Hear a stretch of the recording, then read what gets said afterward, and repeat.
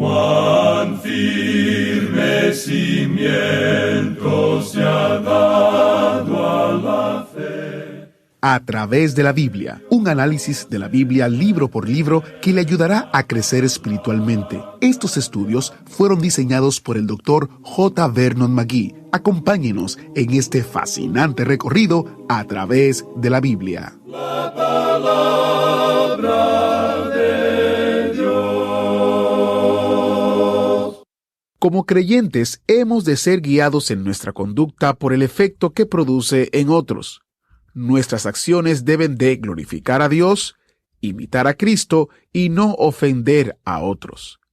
Continuamos con nuestro estudio en Primera de Corintios, hoy capítulos 10 y 11, así que busque su Biblia y prepárese. Iniciamos nuestro tiempo en oración. Padre Celestial, gracias por tu palabra que es un faro, una luz en este mundo lleno de oscuridad. Por favor, llénanos con tu espíritu para que podamos tener tu sabiduría y entendimiento mientras pasamos tiempo en Primera de Corintios. Permite que podamos reflejar tu luz a todos los que encontremos. En el nombre de Jesús te lo pedimos. Amén.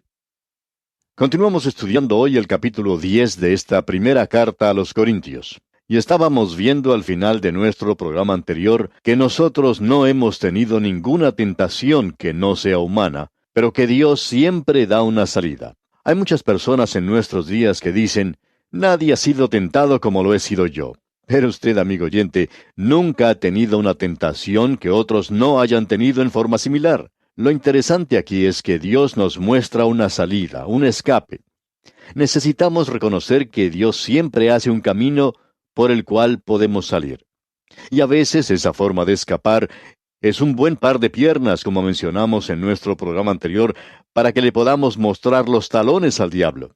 Es decir, que uno debe correr tan rápido como pueda para huir de la tentación. Creemos que muchas de las razones por las cuales muchas personas pecan y caen es porque cuando llegan ante la tentación, se quedan allí parados contemplándola y no huyen, no escapan. Otra de las razones es porque no avanzan mucho como creyentes, no continúan con Dios, tampoco en la voluntad de Dios, y por eso caen.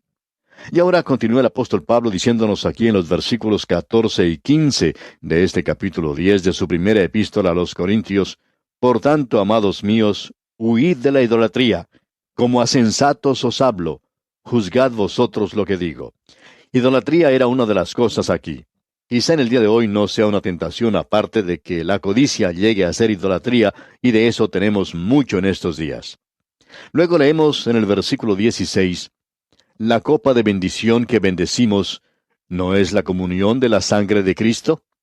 ¿El pan que partimos no es la comunión del cuerpo de Cristo?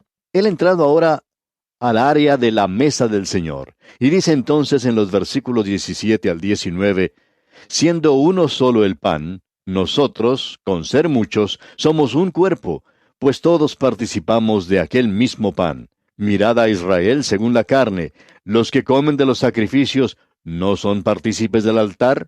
¿Qué digo, pues? ¿Que el ídolo es algo? ¿O que sea algo lo que se sacrifica a los ídolos? El argumento que Pablo utiliza aquí es bastante lógico. Él dice que un ídolo no es nada. Por tanto, si usted le ofrece algo a un ídolo que no es nada, entonces eso no tiene ningún efecto sobre la carne. Pero él continúa hablando de la libertad cristiana en el versículo 20, donde dice, antes digo que lo que los gentiles sacrifican, a los demonios lo sacrifican, y no a Dios. Y no quiero que vosotros os hagáis partícipes con los demonios. Ahora, detrás de ese sacrificio y de ese ídolo se encontraba la demonología, y Pablo reconoce eso. Él dice en el versículo 21, no podéis beber la copa del Señor y la copa de los demonios. No podéis participar de la mesa del Señor y de la mesa de los demonios. Es decir, el comer las cosas sacrificadas a los ídolos para algunas personas no sería simplemente eso, y uno necesita reconocerlo. Y dice entonces en el versículo 22 de este capítulo 10 de la primera epístola a los Corintios, ¿o provocaremos a celos al Señor? ¿Somos más fuertes que Él? Luego Pablo regresa a lo que dijo en el mismo comienzo de esta sección en la que trata de la libertad cristiana. Él habla aquí de que todo me es lícito, pero no todo conviene. Todo me es lícito, pero no todo edifica. Ahora Pablo dice, yo tengo la libertad de hacer estas cosas que son dudosas. Y Pablo continúa, si yo quisiera ir a las carreras, lo haría. Es decir, a las carreras que en aquel día se llevaban a cabo en los estadios olímpicos. Creemos que Pablo asistía a esos eventos porque él utiliza gran número de ilustraciones que son tomadas de los eventos atléticos que se llevaban a efecto en los grandes coliseos y estadios de esos días.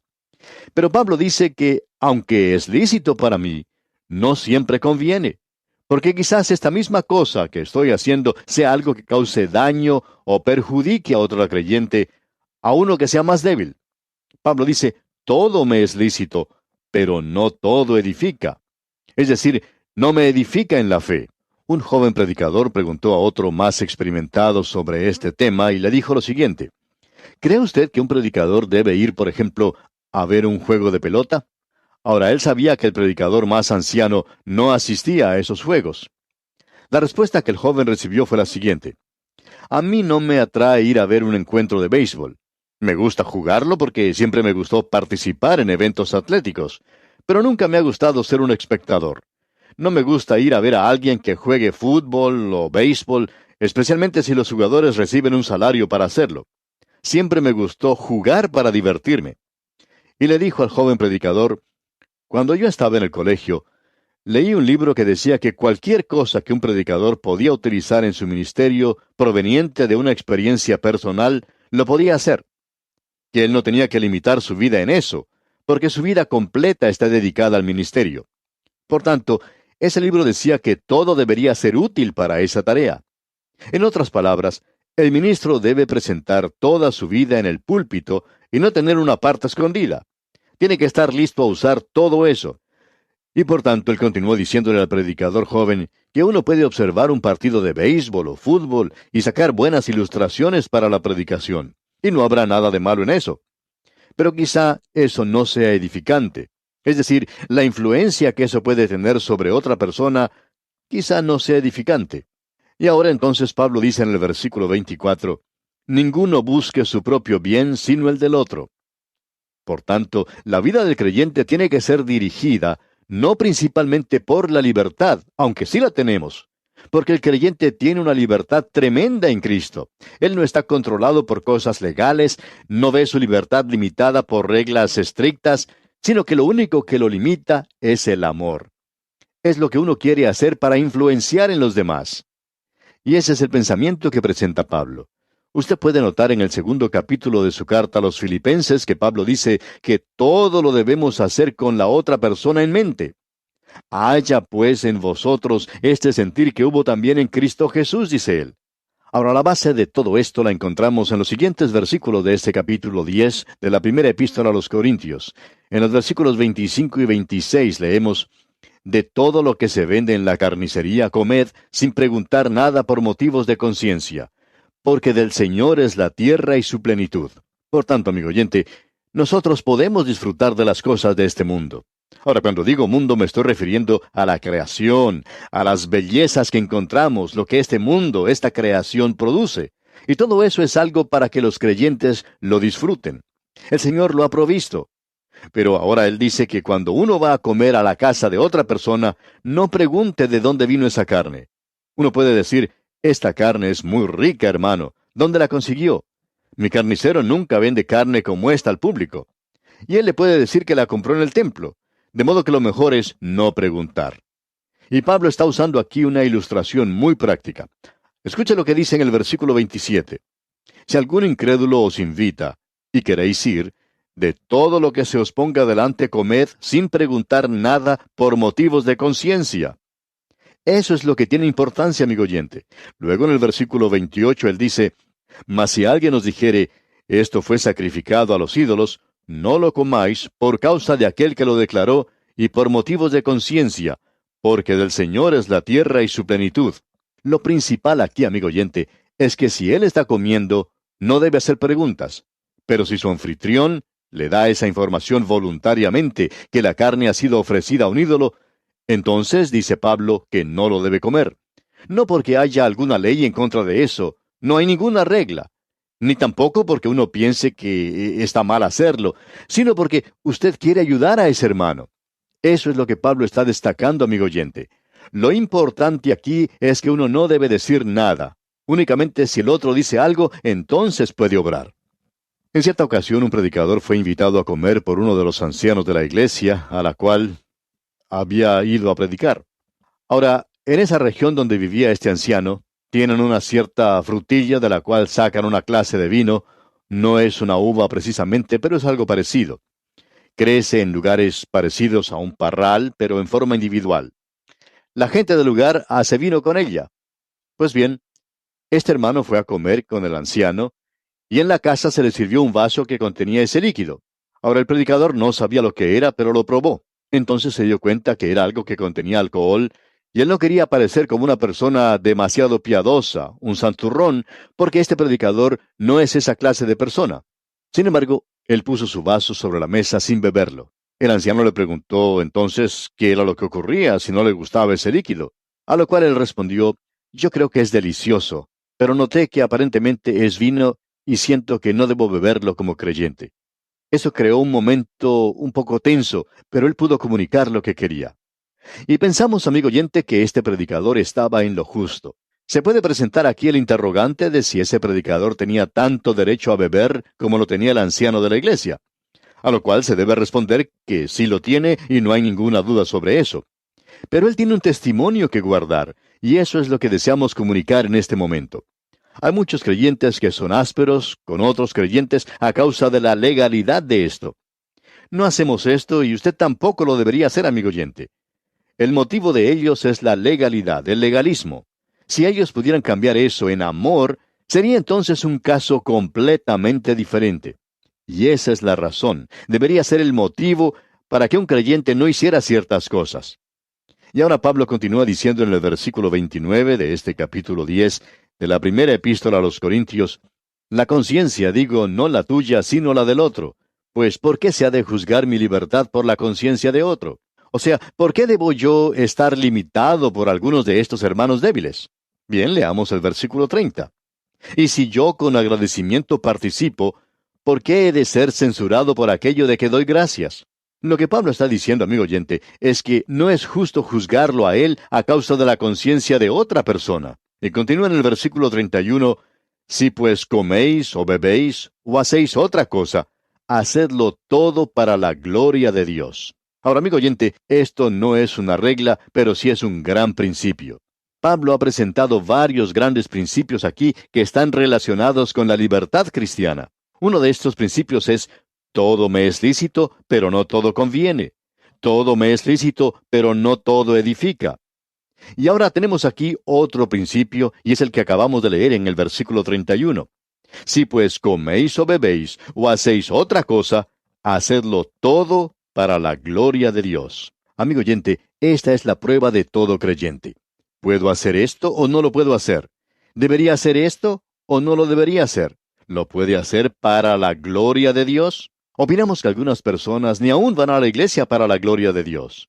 Y si usted no lo está haciendo para la gloria de Dios, amigo oyente, entonces debería más bien quedarse en casa. Eso sería lo mejor que uno podría hacer.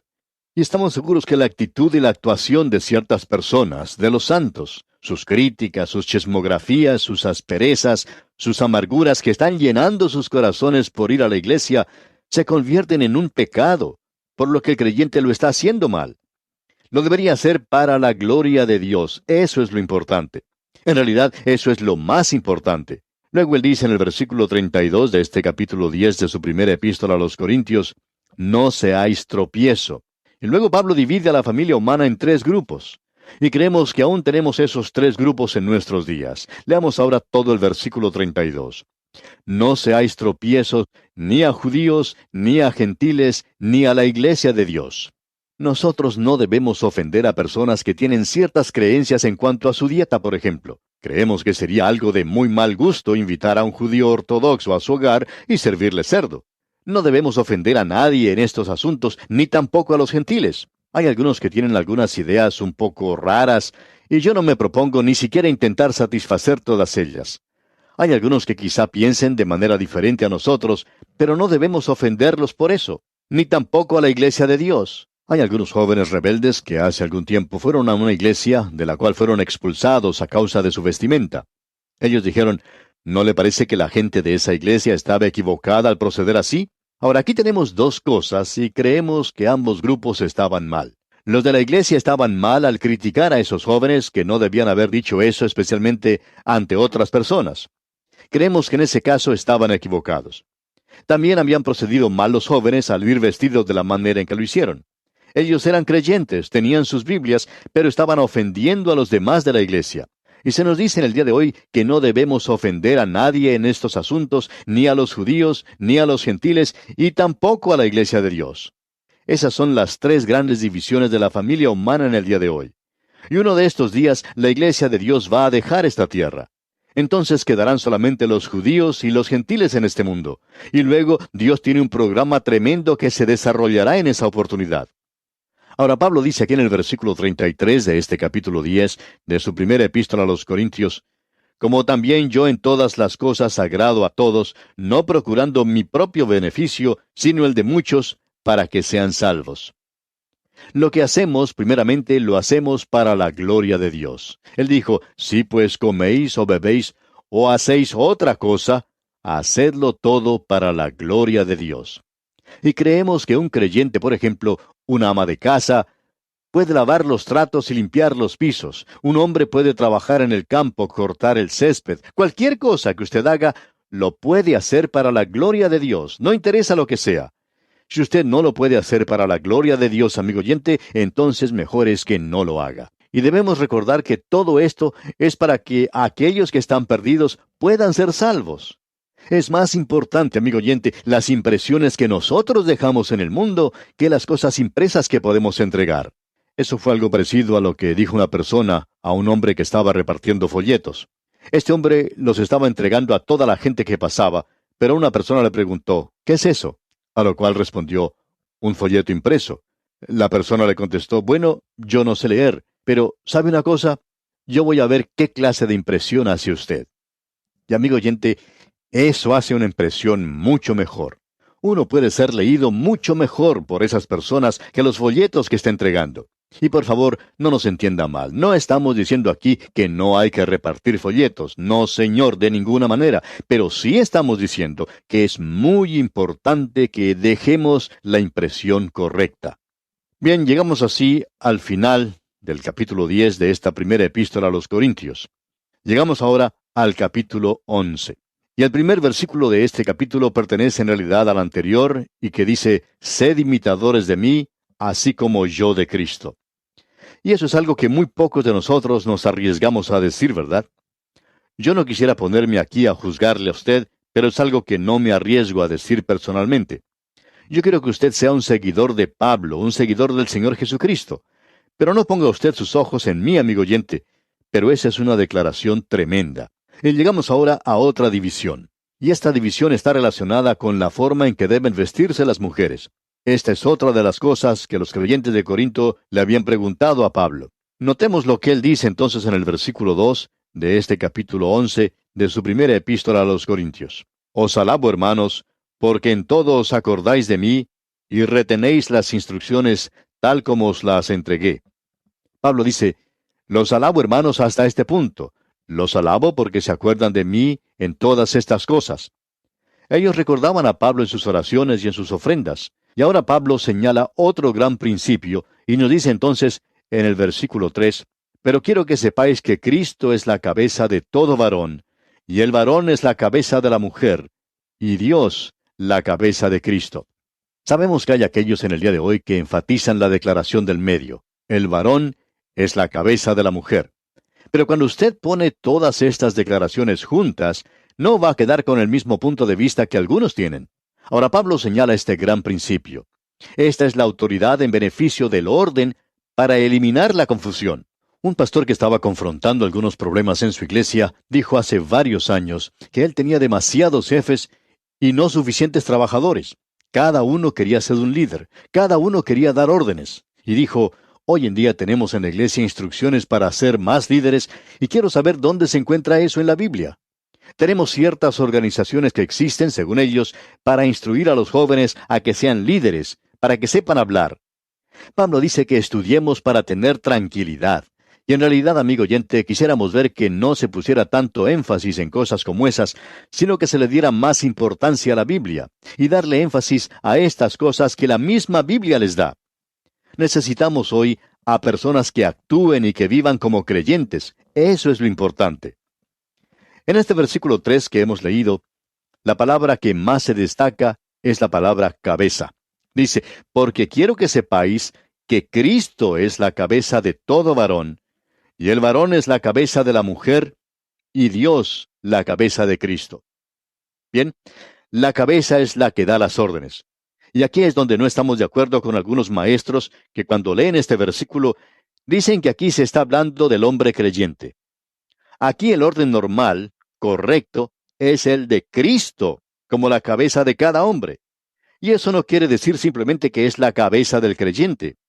Un hombre no llega a ser un hombre verdaderamente, sino hasta cuando llega a ser dominado por Cristo. Él no es un creyente normal. Hay aquellos que han sido dominados por la bebida, hay otros que han sido dominados por la pasión, y aquellos que han sido dominados por la carne. Pero nosotros necesitamos ser dominados por Cristo, amigo oyente. San Agustín dice, nuestros corazones están inquietos hasta cuando ellos descansan en ti. Así es que nosotros llegamos y lo hacemos a Él la cabeza.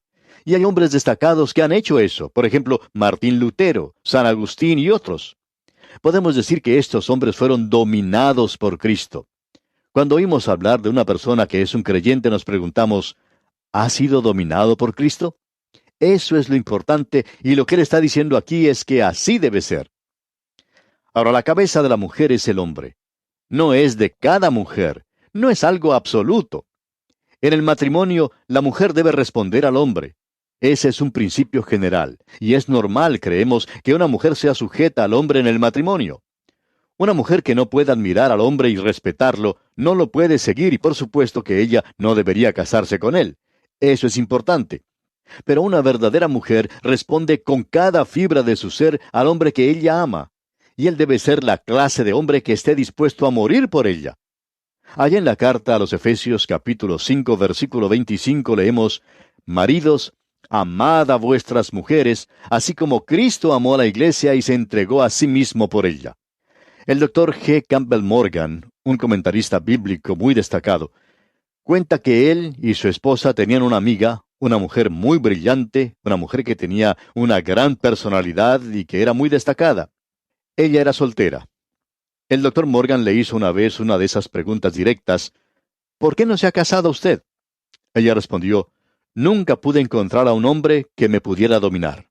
Por esa razón permaneció soltera. Pues bien, amigo oyente, si una mujer no encuentra esa clase de hombre, entonces cometería una equivocación fenomenal si se casara. Tendría problemas desde el primer día. Y bien, aquí vamos a quedarnos, amigo oyente, porque nuestro tiempo se ha agotado. Que las incontables bendiciones del Señor sean su fiel apoyo, ahora y siempre.